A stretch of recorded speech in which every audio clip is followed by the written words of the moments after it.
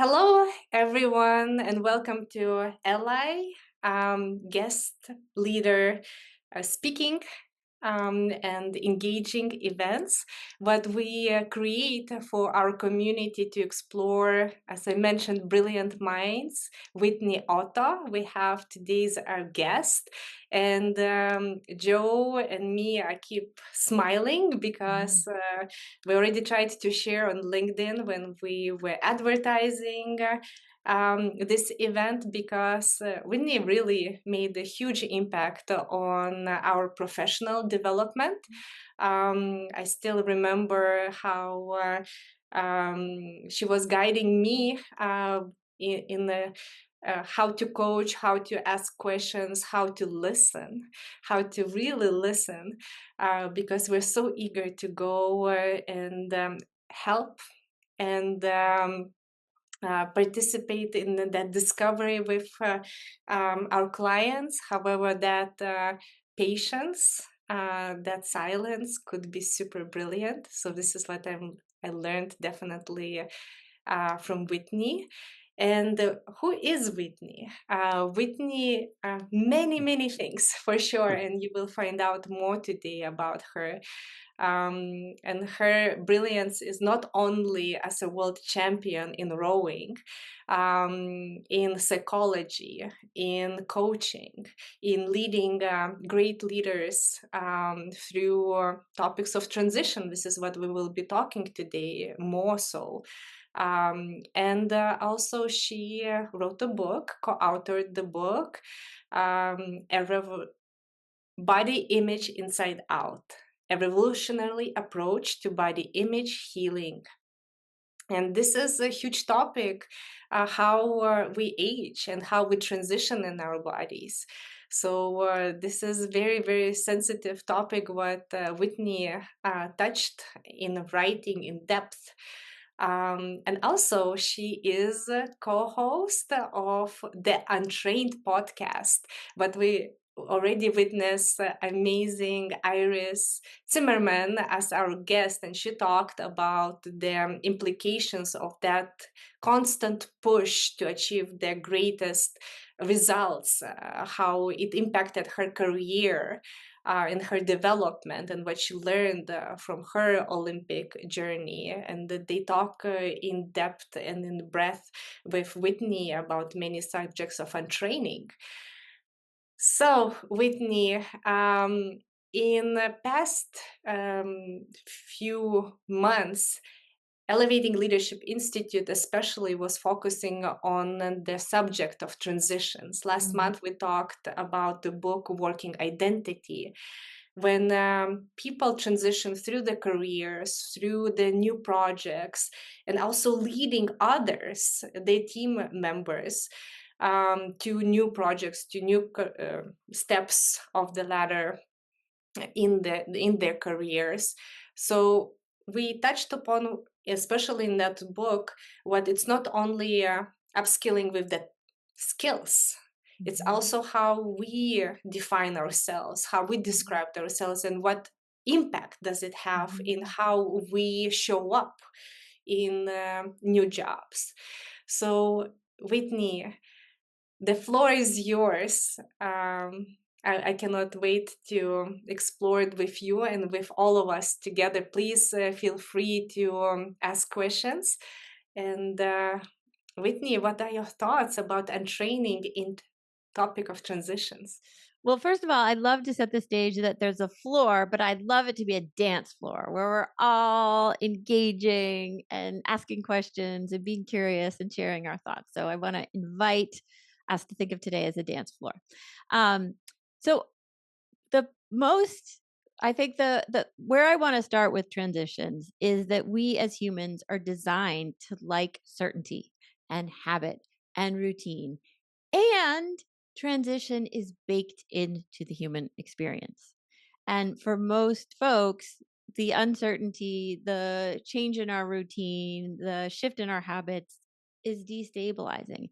And we weren't given a lot of formal training, likely, in how to manage those trainings. And so I think it's helpful just to start from a place of transitions can be uncomfortable. They can be exciting, they can be chosen, and they can still be destabilizing. So I wanted to start from there. Um, and then also, like, when we think about transitions, to I think it's helpful to validate for ourselves, is this a small T transition? Is it a seasonal change or back to school? Is it a big T transition? Did I just get a new boss after having the same one for 10 years? Or is it more like a threshold moment? Divorce, death, empty nest, health challenge, like a bigger transition. Because I think it's important to pay homage to the size of the transition, or maybe the number of transitions in our life, because transitions require energy from us. They require adjustment. So I just wanted to toss out those two ideas to start out with, um, and see what other folks have to say or ask about. And I know Joe always has something to say on the topic of transition and all that I just mentioned. So Joe, what are you thinking? I I love it. One of the things I've been thinking about lately, Whitney, with transitions. Number one, I think within this topic, I think there is a lot of focus on in our worlds the professional transition, and so when we talk about it, I love trying to do this in a way that can also be helpful for kind of using the ideas, the principles, the strategies, the perspectives to apply to other kinds of transition in health and Mhm. relationships, in creativity and projects at home, away from work. But I think, one of the things I think that kind of comes from my upbringing on the river and navigating Whitewater River Mhm. Rapids, which is just kind of one transition after another. Mhm. I think when we use the river as a metaphor for transition, sometimes I get the feeling, and I've felt it from myself before at times, but how we sort of pine for this idea of flat water, of calm Mhm. water, of like the rocks be removing, and yeah, and I do feel like, as a pretty peaceful, relaxed person in the world, that yeah, I actually don't see a lot of flat water, in the world today, and I'm Yeah. really trying to think, like, why am I pining for that? It's not really here. Like, I think the world around us is moving quickly, and trying to find some enjoyment in that. So yeah, I think that's a little bit about my process in thinking about these conversations about transition, and but yeah, and that is also my way still to keep practicing it, is to actually get out on the water and paddle with Maria, and just be kind of taking that in, and thinking about what the applications are to health, relationships, creativity, work, all of it. Mhm. Yeah. Uh, And can I jump in, guys? I sort of, from one thing came to me now from the book that I think I was mentioning, the one that we were discussing last time, and one of the aspects that sort of there is emphasized as a part of the transition process is sense making. So Mhm. this is when you're trying to figure out sort of which of these different activities, so many of which might actually be new to you. If you're transitioning, that's probably likely. Which of these activities mean what, and which ones actually sort of more meaningful than others. So that certainly responds to my experience, and I've been making career transitions, from one field to another, so it makes sense. And I don't remember, couldn't really find where I caught this. This, I think it's not the book. I think it was somewhere else. But I remember sort of making down a note that what we do when we're sort of doing this sense making, that we're simply reinventing the past to make it flow into the future that we desire. It made really big sense to me, at least. uh, what To me, I think why this is meaningful is because, I mean, it suddenly gets really deep when I think about it. I don't know, Yeah. and I'm wondering. I think sort of maybe this is the reason why many of us don't really go there with ourselves, and then when we're leading others.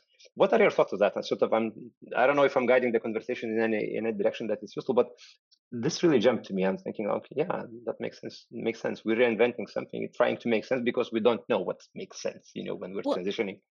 and one of the things when I said, we're not given a lot of training on transitions, one of the things that's baked into transitions that, well, at least in America, I don't think the culture does a very good job of giving space or skill to is grief, right? If you're in a transition, one thing is ending and another thing is beginning.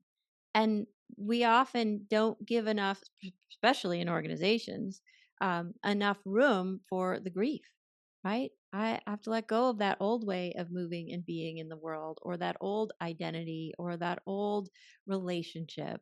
And something's ending, and that requires us to feel the feelings, right? Or we're not actually moving fully Yeah. through the transition and having space for that. And I think a Right. really good example is, in organizations, it's like somebody leaves, even no matter how important they were to people, and then somebody else comes in, and often there's not a lot of room given to that. And we often do that in our own lives. So you've got the letting go part, and then you've got the in between phase, the liminal space. Like, I'm uncomfortable. Maybe I don't quite have the skills. Maybe I haven't adopted the identity. And then you've got the new beginning, the excitement, the things are starting. So I think sometimes people think I should be excited about this, or I should be comfortable with this, or this shouldn't be so hard. And sometimes when we outline, oh, this actually comes from one of the bridge transition model, which is one of the most widely used frameworks, and that there's 3 phases to transitions, and we may be stuck in one of them. We're having a hard time in one of them, and there is a lot of, I like Amanta said, as you use the word depth. It's deep, involving our gut instincts, our heartfelt desires, knowings, our full body knowings in transition is so important, because we can revert to our mind, right, and just intellectually thinking about it. But I really think, and I'd love to know what other people feel about this, but that it is a full body experience to really tap into our body's knowing, because sometimes that's where we get the fuel, right? Or the motivation to persevere. Sometimes I think we need to bring in, other people to help us. Like, just this morning, I was talking with someone who's totally overwhelmed at work and in the middle of a divorce, right?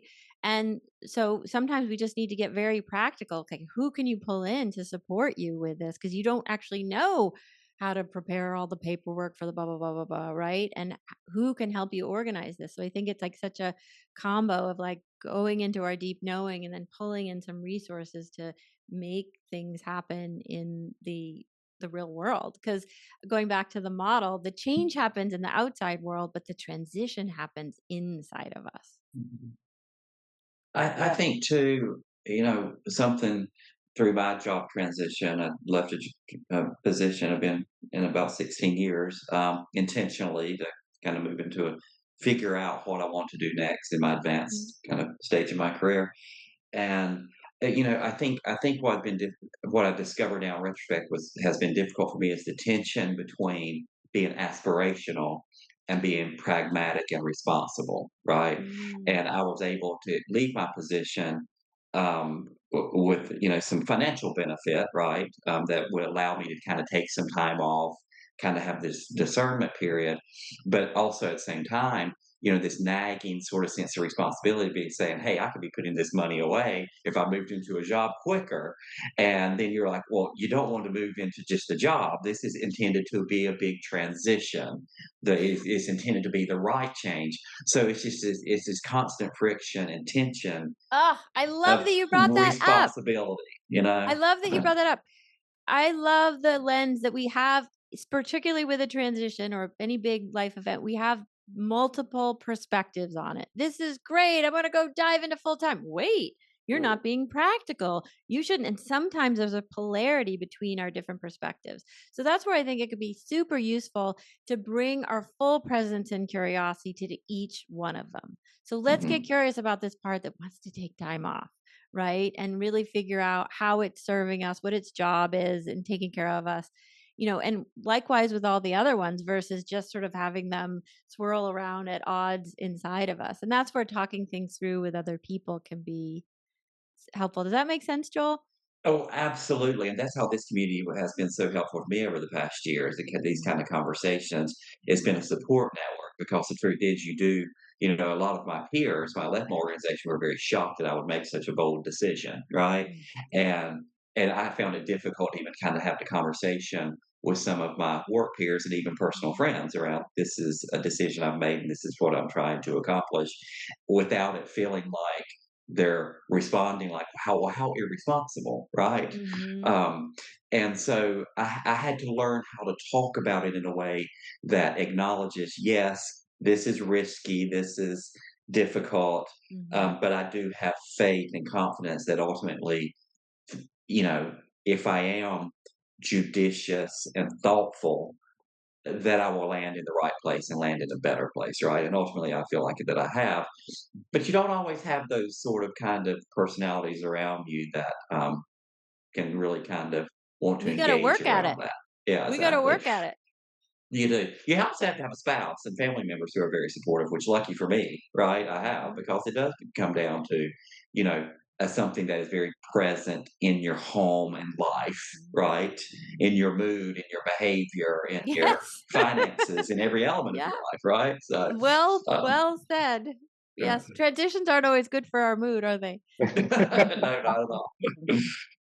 Yeah, this is I hope all that was really helpful. But, resonating with me. Thank you, Joel. I appreciate what you shared in the last meeting we were in together as well. And it's coming up that it's not either or, it's and right. And I think about even the working identity book that we were reading with the LI book club, and the idea that there are these multiple selves, right? And so I have this one self who's like, I want to stay busy, I have all this energy, I have all this intellectual horsepower, I want to learn things, I want to do things.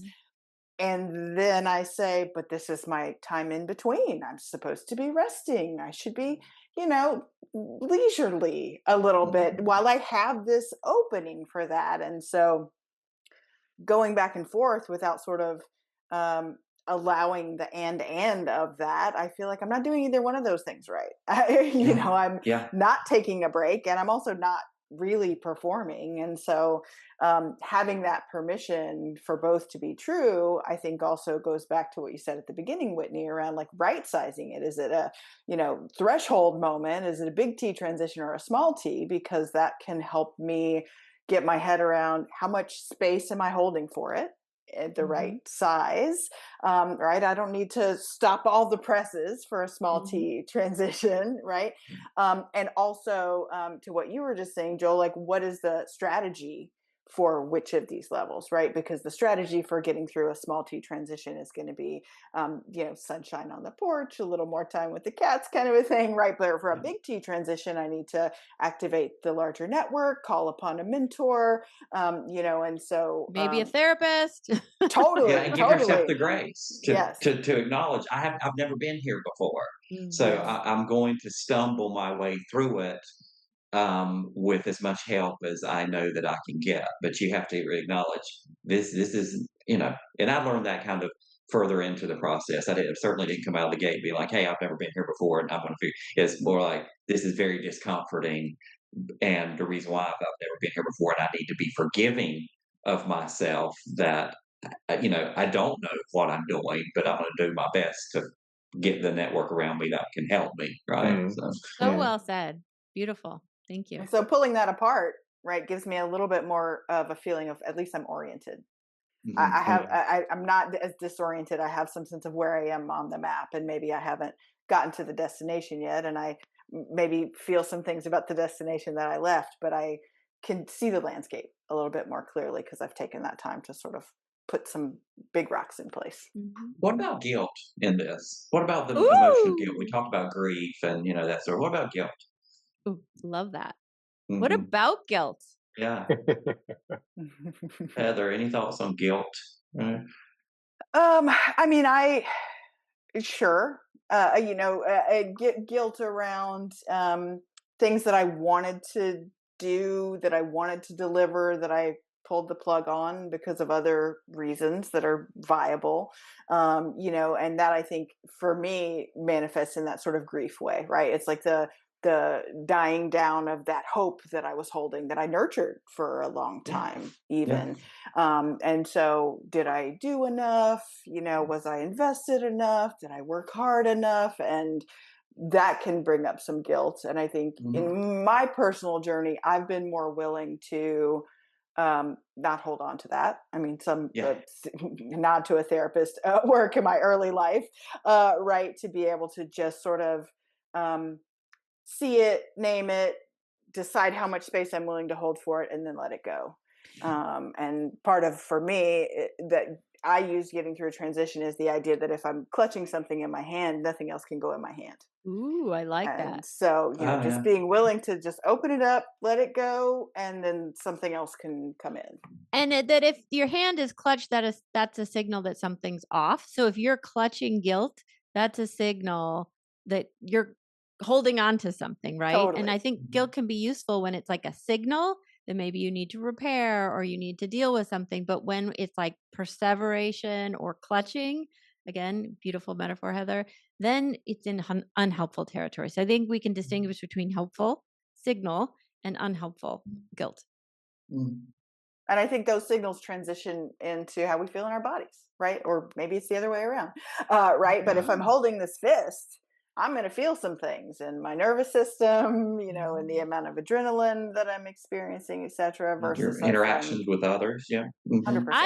I love how Heather took us to the body. What do other people think and feel when it comes to transition? Like, how does your body respond? Is responding to a current transition, or does it respond? Because I think it's so valuable and useful to pay attention. Maybe I can share. I'm a breath holder. Are you breath holder? holding? Yes. So many things happening in my life currently, and I'm wondering too, what kind of person do I need to become to go through those changes, but also in the same way, like, can I just go this with the same me because it's so familiar, like everything else is already changing, like can I stay the same? Like, can I have something stable in my life currently? So I really want to kind of holding on, and then when new things are bombarding me, I am what Mantas also in the beginning mentioned, trying to pull all my resources or experiences from the past and keep matching and feeling like how can I solve this new challenges and excitements with the same toolkits what I have. And in talking to body feelings, like I knew it gonna hit me because at the time I'm mobilized to act on this adrenaline, and I am doing things what I need to do to manage it. At the same time, I'm feeling lots of excitement and stress. And in the background, I can see like how my heart is beating, how I'm breathing, like a lot. Sometimes even not breathing. Let's all take a deep breath as we talk about not breathing. It's okay. At least this group is stable. So, or people, and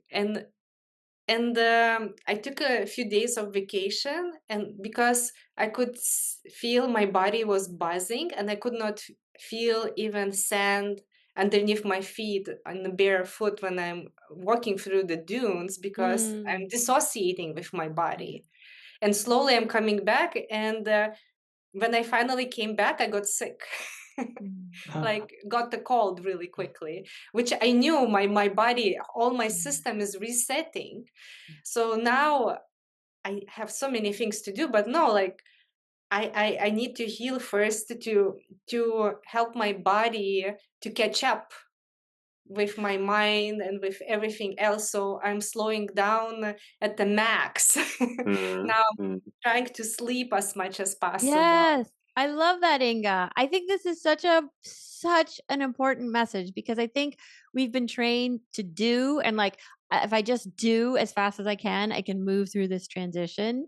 And you're turning it upside down or inside out and saying, if I take care of my baseline human beingness first and foremost, that's going to serve me the best. And I have enough discipline in this body of mine to do that, even though my to do list is so big. So I just wanted to offer that reflection and let you comment on it.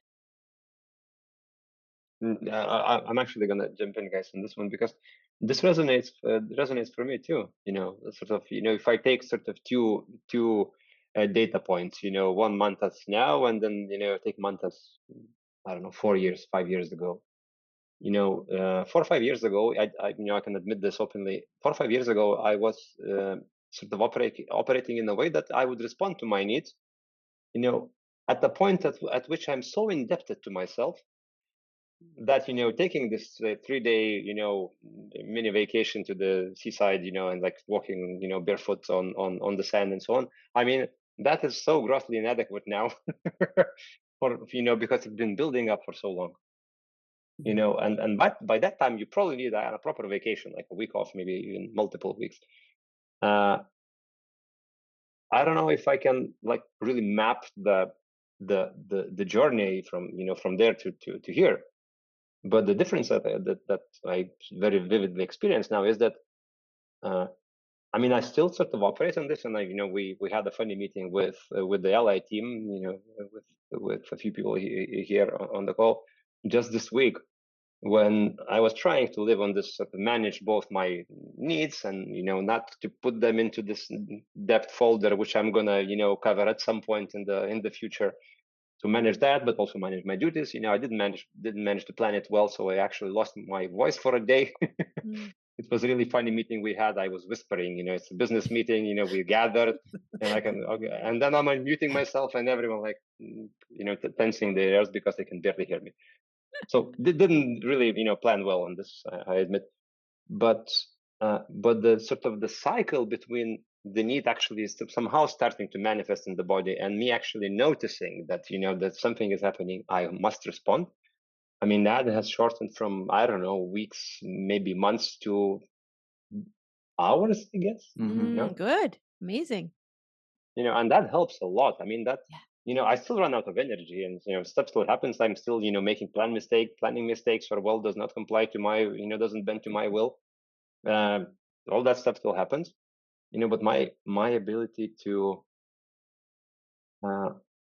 show up consistently in the with whatever role that whatever hat I'm wearing, my ability to show up consistently in that hat, and all the expectations that I associate with that hat is unbelievably greater right now. I cannot believe how much more consistent I can be with those roles than I could be 5 years ago. And the main difference being that you take care of yourself. Exactly. Love that. I love hearing that. I love hearing that. It's incredible. It's interesting. This community has heard a little bit about it before in previous conversations, but I discovered in this time off, this downtime, this what I call this. I call it my divine discomfort. Right? There's a divinity to it. It's been very discomforting. I don't call it a Oh, crisis. that's so sweet. But it's it has been a gift. I've had to recognize it and term it as a gift instead of a burden or this puzzlement, right? But anyway, what I discovered was that I kind of lived in reflecting. I kind of lived my life being busy and focused and getting things done and blah blah blah blah. And ultimately, I discovered that that was an avoidance, of probably feeling a variety of things. I'm probably still working through. But what's interesting in being in this vulnerable position, not knowing what my future is, what, my responsibility to it, this and that. I did develop a great deal of anxiety, right? And like when we're getting back to what we're talking about, the body and the physical, like I experienced like tingling, like, just real, kind of shortness of breath, really manifested physical things that I had never before. And what that did for me is to finally, and I don't want to sound insensitive, but I have more empathy for people who live with that daily, right? Because the old me was, with anxiety, you hear the term anxiety and like, buck up, deal with it, like life is hard, and that's kind of an American, or maybe kind of even the way I was raised in the American South. Like you don't talk, so much about how you feel and, your vulnerabilities. And I think that that's something I had really internalized. So when I Mm. did experience real physical symptoms of worry and concern and anxiety, um, yeah, I've ended up on the other end much more empathetic to people who live with that daily. Mm. And I'm able to have more kind of real conversations with people who are trying, navigating those sorts of difficulties. So that's been a really unexpected gift for And me. I would imagine that you also have more empathy for yourself. I do. Absolutely. That's an incredible point. Yes. And Yes. that's so Sure. important that we can relate to our parts in transition or otherwise that are having trouble by seeing them, acknowledging them, having compassion and empathy for them.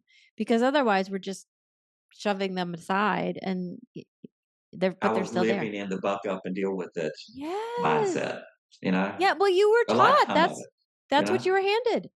Yeah, So exactly. bravo. Talk about untraining. Here's an untraining bell ringing moment, right? Right. You had to untrain that mindset that was given you not only by our American culture, but doubly by the Southern culture, right? Mhm. And you have had the courage to untrain it. Like, that's gorgeous. Yeah, I didn't expect it, but yeah, it feels good. And thank you for bringing that presence to us and an awareness to us and empathy to us. Gediminas, I know you're driving. Do you want to share something with us safely? Yeah, I'm slowing down. The reflection about it is that I find myself that I feel quite good in transitions. Mm. To my surprise, I feel very focused, very mobilized, and I really feel like driven during. Well, I'm not talking about some personal life crisis. That's probably a different story. But when we're talking about the work situations, I've been through that too. But when we talk about work situations, when the responsibilities change, when you go to a new job, take a new position, that's probably the time when I feel the most alive, the most focused, and frankly speaking, this search for stability for me sometimes causes more, let's say, internal explorations than these periods of transitions. So that's my observation and my take about it. What a So good probably, point. Thank you It's so a much, Gediminas, for sharing. And we're witnessing you literally transitioning. yeah, I'm in transition. It is an Um, incredible point because, that's interesting. I've always been the same way. I've always characterized myself as adaptive. That's how I've grown in my career and that sort of thing. I work for an organization that was constantly changing, and I actually kind of wore it as a badge of honor, like it. But that had rails, right? I was still within a certain structured organization, a place of familiarity, and that sort of thing. So I think that's why I was so shocked at my difficulty in navigating the big T transition of leaving an organization voluntarily and figuring out what I want to do next, right? So that's a really, that's a really great point, where you say you're actually invigorated and energized by adaptation and change. I mean, I think many of us are. want to build on this points what Gediminas brought up, and Joel. What Whitney, maybe you can share about this relationship between being active and pausing, because for many I can see, and for myself too, when we are in this beautiful high tide wave ride, we don't want to stop, we want to keep going. And Mhm. actually stopping means like I cannot enjoy this beautiful rides, and it's not easy, and it doesn't feel comfortable sometimes stopping. Mhm. So, I mean, I think that it's getting to know yourself, right? It's like I know that I have a certain kind of energy that I can feel it, where it's like genuine energy. And then I have what I call fake energy, which is where it's kind of like frenetic, but it's coming because I'm tired. So it feels like I have all this energy and I just want to get something done, but it's actually just sort of frenetic and anxious and fake energy. And if I spend my fake energy, I get even more tired. Now, I probably didn't notice this in my 20s, right? But the older I get, the more I notice sort of the nuances to my energy. And I think, again, this is where we have to check in with our body. How am I really doing? Or what is my pattern, right? What is my pattern? Like, when I go like this for 2 weeks in a row, do I end up crashing? Right. So just like really knowing yourself and being honest with yourself, I think is important. So that's number one. And I think, Inga, you mentioned, like, what if a pause would be better for me, but it's actually really uncomfortable and a little scary, maybe. So then what do I do? And that's where I think like transitions are a team sport. Like, how do I bring other people in to help me learn that skill? Help me I like to think of it as like, if I don't know how to do it, it's because nobody taught me. So how do I bring people in to accompany me, to teach me, to help me do it together? Particularly when it comes to our emotions. I think there's some emotions we just simply, it's like you're busy, you're doing the transition, you're going, and someone who cares about you, who feels safe, asks how you are, and you're like, I don't know why I'm tearing up, right? Like that happens. So I think big permission. If you don't know how to do it, you don't know how to do it. Bring people in to help you, and also study yourself, get to know yourself. Check in with your body and be honest with yourself about where you are in the arc of good, bad, fake, frenetic energy. Inga, do you have comments about that? Do you have other questions? I absolutely love your statement, and I wrote it in big letters: transition in a team sport, because we in a crisis situation, when we mobilized, or even in exciting situations, it's a little bit easier we want to do it on our own. We want to deal with it, and kind of like, I'm strong enough to deal it on my own. I don't want my messy parts, anyone to be bothered by my messy parts. I hear that all the time. I don't want to burden anyone. Yeah. Ooh, I want to keep my mess over here. And in reality, people like helping. Yes, they do. It's many people's love language. Let me help. They want to support you, and then it becomes a huge unlearning. Oh, say more, Inga. How to receive help. Yes. Yes. Right. So many people were trained, they were handed the playbook. Handle it by yourself. You can't rely on anyone else. There's no one to carry this with you or for you. And you have to unlearn that way of being in the world. And that can take time and practice. And Sid, it's so nice to see you. And you so beautifully wrote about the transitioning in javelin. And I just watched the World Championship when the two representatives from India were battling in the finals. So much inspiration. How are you, and how this topic of transition, what relationship you have for these days? I mean, thank you so much for having me, and apologies for not being on camera. I was driving myself, but I was listening in. I think everything that you said resonated, the big T transition, the small T transition. And because Inga is my friend who I kind of got into this group, everything with this goes into the Olympic mindset or sports in some way or form. And for me, the small T transition was Inga throwing it in Lithuania and then going to Beijing and throwing it in a new field. You have to still adapt. You still have to look at stuff. But then the big tree transition would be like, let's say she wants to do the hammer throw or the shot put, which is a different skill completely, but she wants to transition to a different skill because of some reason. And for that, you do need coaches, you do need people, you do need sponsors, you do need people who believe that you can do this to give you even a chance. And I'm going through a similar transition through my phase where I was laid off by Microsoft in May, and then I decided to do a startup, and it's been an interesting journey because a part of a transition is also our identities that we hold. And Yes. I loved what you said was the independent and interdependence. I wrote a blog a few years ago exploring interdependence in a world obsessed with independence. Because Ooh, when so good. You can share it with us all. That sounds great. Yeah, so I think the core idea there was everybody believes my identity to be exactly who I look like, what I am.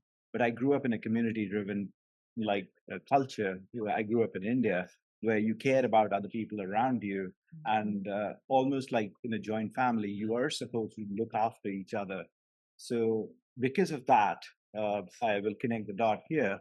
The startup that I picked up was a disease that my sister was going through, which was endometriosis. Now, it is a female specific disease. I know female health has been underinvested. What I'm good at is AI, but during this transitionary phase, I was twice booed off stage because I was a man trying to solve a woman's problem.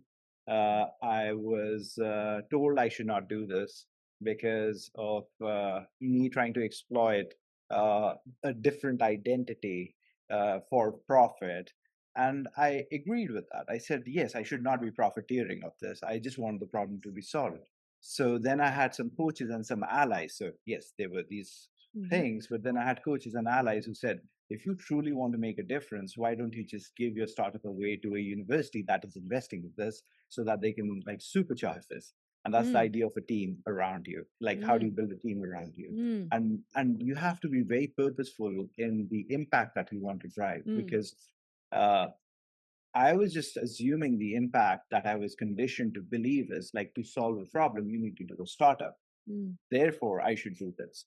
So I went through a bunch of transitions of identities, of purpose, of work, of feeling good about what I'm doing and still having faith in the problem, while people questioning me in interesting ways that I had never thought would be questioned. So those are the kind of things that I feel I'm grateful for the people. I'm grateful for Eli Institute and Mantas and Inga and Joe have helped me through every stage, I think, since last October. So thank you for that.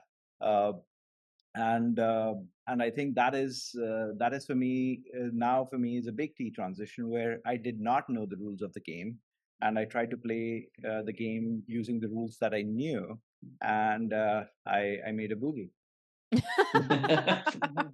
How about you inevitably encountered conflict based on the dissonance between the training and what was required? So yeah, I think I mean, I don't know how I dealt with the conflict. I think I just ate ice cream, did Pilates. I like the idea of the physical thing. I will give you a very, very real example. I was feeling so stressed and so upset that I was holding stress here, which caused floaters in my eyes and almost caused a retinal detachment. So that is how physical the stress got. And I was like, yeah, you know what? I can't keep telling people why I care about this. I just have to demonstrate it. And they will be detractors. That's okay. But I need to do this the right way. So I need to do it in a way that actually is aligned to impact as opposed to aligned to profit. And I was like, okay, let's see what we can do. I want to take another breath. Just hearing what you had to go through. Yeah, it's all good. It's all good. Now I'll probably join another job somewhere. I'll hand over my code to University of Liverpool and join a job somewhere, and probably transition into something new where I learn some new skills and continue focusing on taking the rest. This is the follow through. So I've thrown the javelin. I've like, okay, this is done. Now I need to follow through. I need to fall down on the ground, pick myself up, and walk back to the spot and reset. And by the way, you have these people in the stadium cheering for you. Yes, thank you. I know that, and that's what makes me believe. For every detractor, I have two people who actually say, "Don't worry about it." We're This is definitely interesting. here for you. Yes, Joe. Yeah, this is really interesting. I mean, it's very dramatic demonstration of the stress of these sorts of transitions, right, Sid? It's incredible to hear you talk about this. And while you were talking, I was thinking about, and this is a confession. This is going to sound crazy, but I left my job last August, and my family around me, and there's a very large family, my wife's family and my own, have not known that I wasn't working, right? That's something I did to myself because I didn't want to have the constant questioning and the chatter behind my back and what's going on and this and that. And in retrospect, I just today, this is funny timing. So I have this whole network, professional network and friends and everything, very much aware of my situation, had great conversations, this and that. I posted, my new job on LinkedIn, generate a lot of conversation. Yet my family, my extended family knew nothing about this. And today it occurred to me, I've got to tell them because everyone else in the community knows, right? And so that's what I'm going to do. But that's something I did to myself, and out of just kind of fear and this old kind of mindset around, not burdening and avoiding, kind of some unpleasantries and that sort of thing. So that's something I'm still kind of working through, is why a year ago I made that decision, kind of stuck to it. But I does think that so make sense sometimes at all? even Is that weird? No, Oh, I think so no. sometimes even the feelings of disappointing or maybe feeling what they're not gonna understand, and we avoid something to saying it to the closest people to us that Absolutely. And sometimes your family is the ties that bind, right? Sometimes those are the most difficult relationships to kind of have the real sort of conversations with. Hence why I can speak to you guys about this stuff, and you're all around the world, This right? But this was it's interesting. this was a really big point that the author made in Working Identity about this idea of strong ties and weak ties.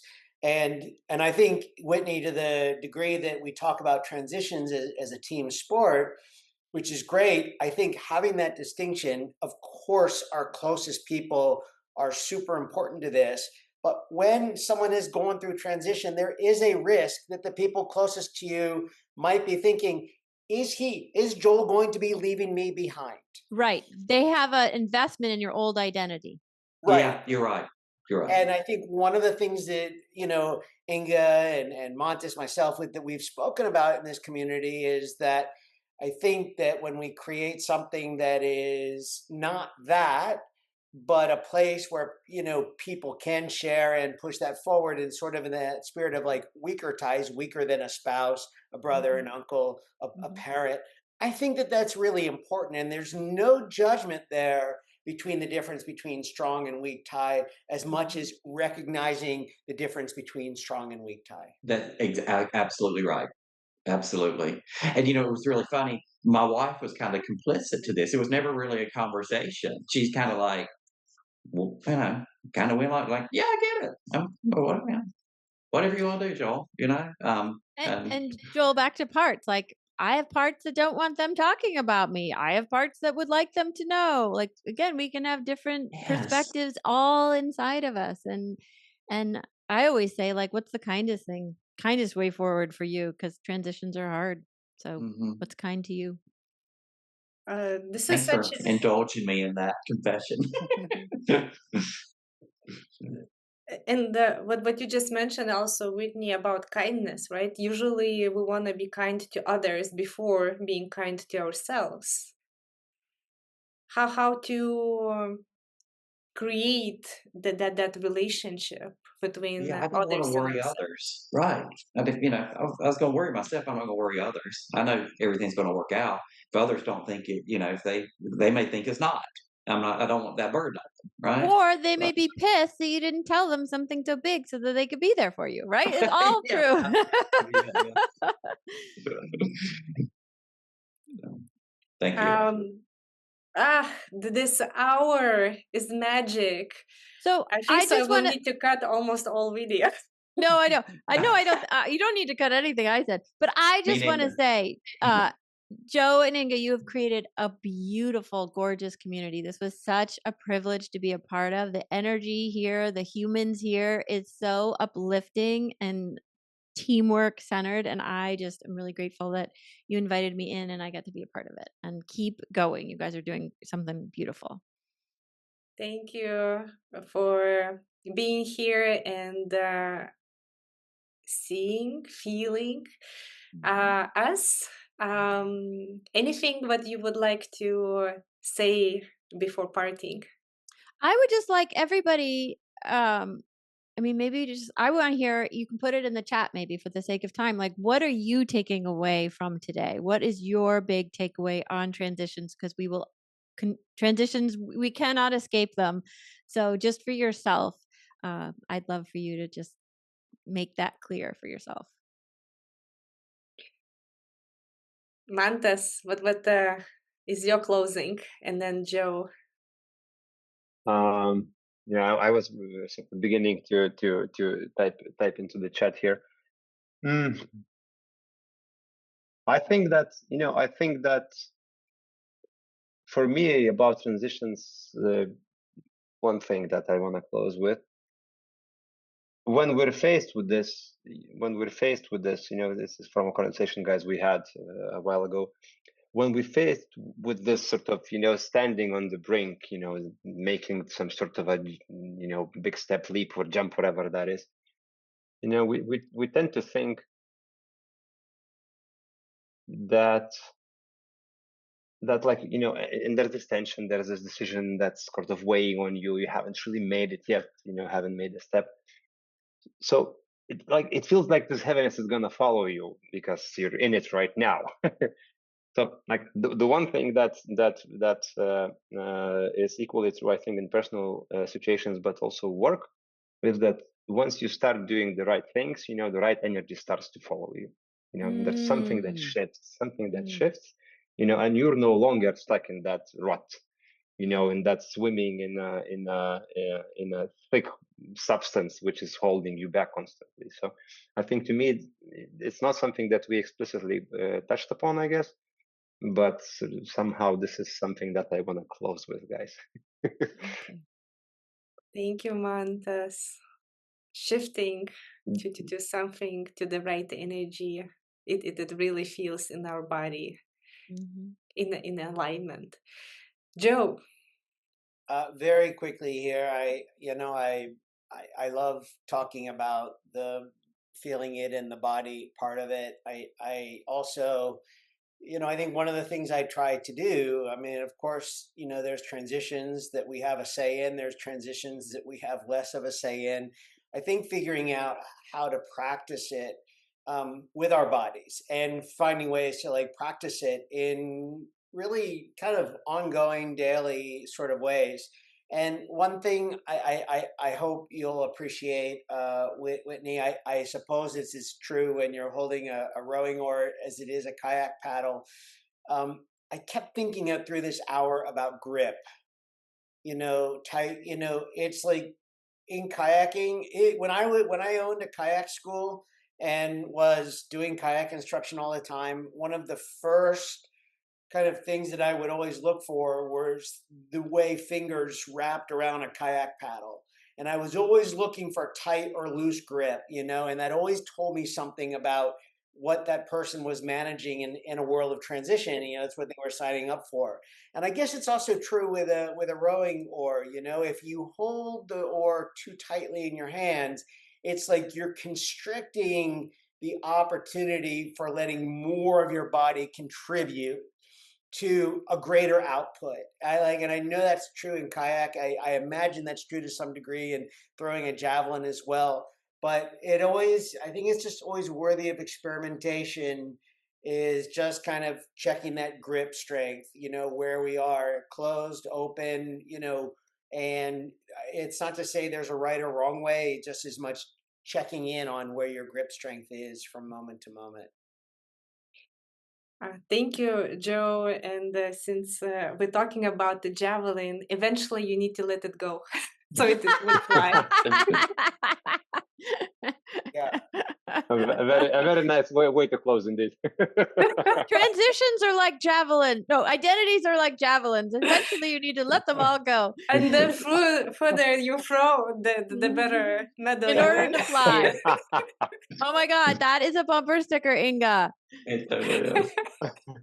I see T-shirts. Yeah. Yeah. Whitney, thank you so much for this rich conversation, and everyone who participated and shared your presence, full presence in this conversation here today. I want to remind that October 16 we will have a guest, Dan Lang, and he was my javelin coach who shaped me, who was holding me accountable and holding mirror in front of me being a huge brat how I arrived from Lithuania to US. So yes, I had many versions of me what people witnessed, and he was one of them who needed to deal with that to shape me as a javelin thrower. So I'm looking forward to see you there.